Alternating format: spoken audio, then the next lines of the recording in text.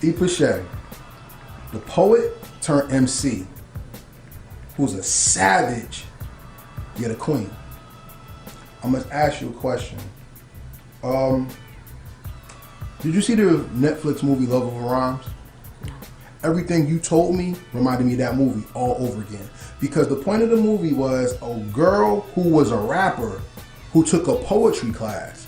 And they told her that poetry is bigger than hip hop because hip hop represents one part of life and poetry can authentically bring in other forms of life through expression in your rhymes.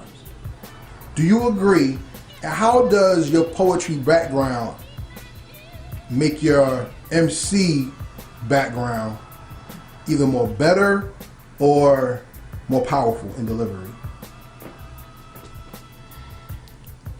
I want to say just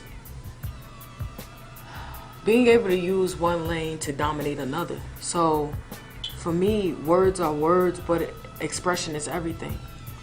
And it helps me. It helps me deliver. So I have a new song, Government, right? You were there when we performed it. I have a line where I do pay homage to my poetry. Like you'll always hear in my raps, I pay homage to either me singing, because that's what I started off doing. I still do it. I just don't do it as much. Then poetry and things like that. I have a line in Government where I say shit poetic like a haiku, say the shit that niggas try to, right?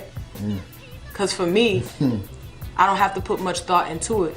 When I'm sitting there and I'm about to go in a booth or when I'm writing or something, I'm not Piche the artist, not Piche the rapper. I'm Ebony. I'm just Piche. And it might come down as poetry, and then when I go deliver, it's all about expression. So when you write it, it's not anything, you can't really label it. It's not a rap, it's not poetry, it's not anything, it's how you feel. And then how it comes off is everything. Delivery. Like I said, I'm a spiritual reader, right? You ever heard the story of Devorah? So in Israel, once again, I'm doing biblical, not historical right now. When Israel was in captive, right, Devorah was the woman who was the general that led Israel to like victory. There was a man that was a part of another camp, being the Philistines or whatever, and he was like on the charge. He was the main general, and Devorah used her womanhood to get close to him, but then she put a stake right through his face, wow, and killed him, and led her people to victory. Then said, as a woman, my place is to do this. So now, since y'all men want to fight, you go handle that. I did my part. I got you where you need to go.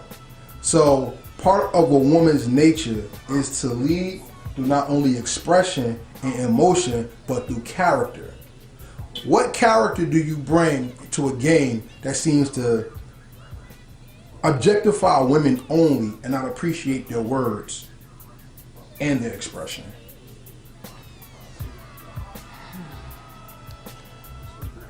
To me, a lot of strength in what you do. I want to say, we'll keep it as a woman. A lot of strength in what you do comes from what you know and what you observe. As I explained to you before, I'm very observant. I can't have knowledge or have any power in whatever it is that I'm trying to do if I don't know what's going on around me. I can't help you if I'm not educated on what it is I'm trying to help you with. So for me, the biggest weapon that you can have over anybody before you even physically do anything is knowledge. That's the biggest part of the game change right there. The biggest part of winning anything. Or if me and you are on a team and you say to me, you say, E, all right, we're gonna do this. We need to take down this other squad, but I need you to lead this. I need you to get to this certain point so that I can then come behind you and do what I need to do. Okay. Let me see what's going on with this other team. Let me find out about them. What are their weaknesses? What are their strengths? And things like that. Now I can use that against them. Makes it easy for me for you to come in. Sometimes you just have to know your role in order for you to play it well. It's just that simple. I like how you said that because it then goes into the next point. It was once stated that the definition of a race or the essence of a people is defined by its woman. And that I believe that when it comes to the creation of America and even the businesses of this country, women have bled more than men, but y'all don't get the actual respect that comes from your work, your sacrifice, your voice is being heard. I'm not trying to play one over the other, I'm just talking historical fact. And even in hip hop, it seems the dopest female MCs get drowned out by male insecurity. All right. When I think of you, I think of you in the lines of other female MCs that, I'm a fan. Lin Q was one of my favorite MCs of all time. Great. Passion, wordplay, lyrics. MC Light, Lauryn Hill, after the Rod Digger influence, but right. Rod Digger.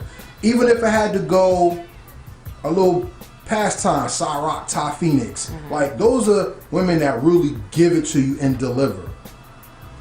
What does delivery mean to you in being yourself, yet having the gift to teach and nurture at the same time? To keep it short and sweet. You can't hear me if you don't feel me. It's that simple. I like people like you brought up Lauryn Hill, if I may real quick. Lauryn Hill is my favorite. Like I'm a real big fan of Lauryn Hill, like real big fan. And what I like about her is I'm pretty sure at one point when Lauryn first started, her style and how she came out as a mainstream artist wasn't the exact same, but she learned to adapt to what was going on in hip hop or what the Fugees needed or what she needed to get her voice heard, and she did just that. And off just one album, she's been heard for years upon years upon years. So to me, it's everything about what you can do to make people feel where you're coming from. Because years later, I have the Miseducation of Lauryn Hill on my phone, and I listen to that while I'm at work. It gets me through my day. And it's not a recent album, it's not anything, but she made me feel her. I don't just hear her when I listen to the album. So to me, that's big. Like you can't hear me unless you feel me. To feel you though is not to come with the norm, because you're not normal to me. You're an alien. And the reason why I call you an alien is because you're extraordinary. You're not ordinary. You are out of this world instead of this world. One reason why I say that is because of delivery, like I said, but then your voice is clear and strong. You have a classic with Serenity. Yeah, right? It's called, yeah. It's a call. I love that damn song. Thank you. I love it because it shows you're versatile. Most people, when they are artists, they're not really artists. They're just people who do the art. So they call themselves artists. So I can get a hardcore rhyme from you. I can get a fun song from you. I can get something that's passionate, and I can get something from you that's just driven.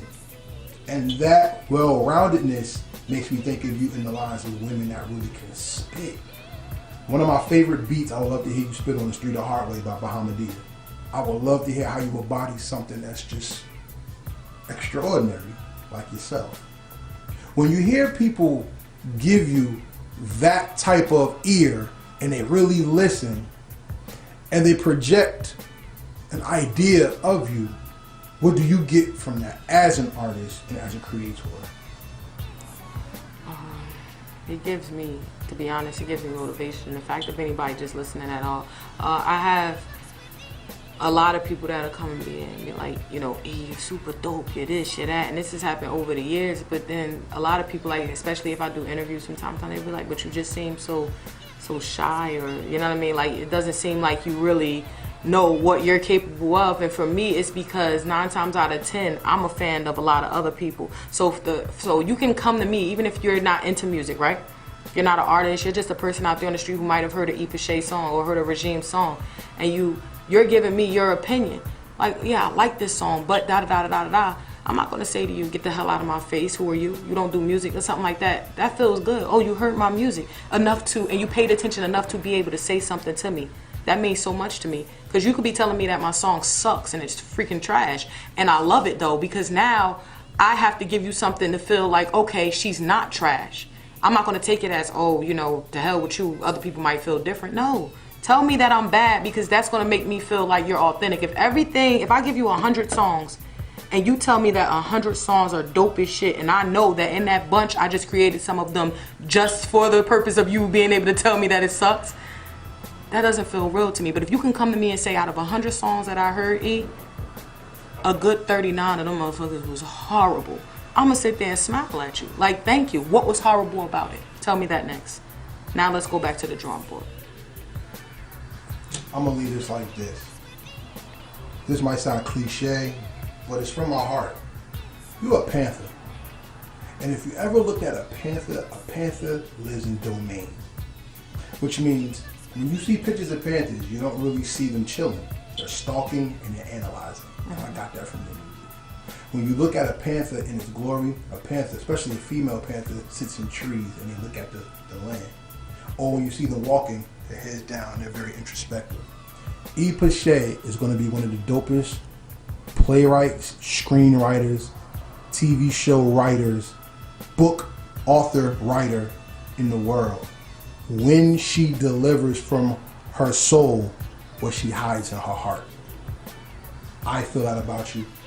Not as a fan only, but as a person who listens and watches you. So it's an honor to get to do this part of the interview with you. And I must ask, hearing that, what do you get from me? Honestly, you just said something to me in this interview that a lot of other people, like I have people say some of the stuff you said to me, but you're actually giving me insight on how you feel. You're breaking me down as a person, so I've never had that done before. Well, like I said, it's an honor. Yeah, I appreciate it. And one thing my partner can tell you, when I'm a fan of somebody, I really want to know who they are, and that's why I structure the interviews the way I do. All right? So, Dot Bundini coming soon, but ladies and gentlemen, if I can sign an act from one of my labels or a label, this is one of them. And you've seen half of why. You're going to go to the next one next. Appreciate it.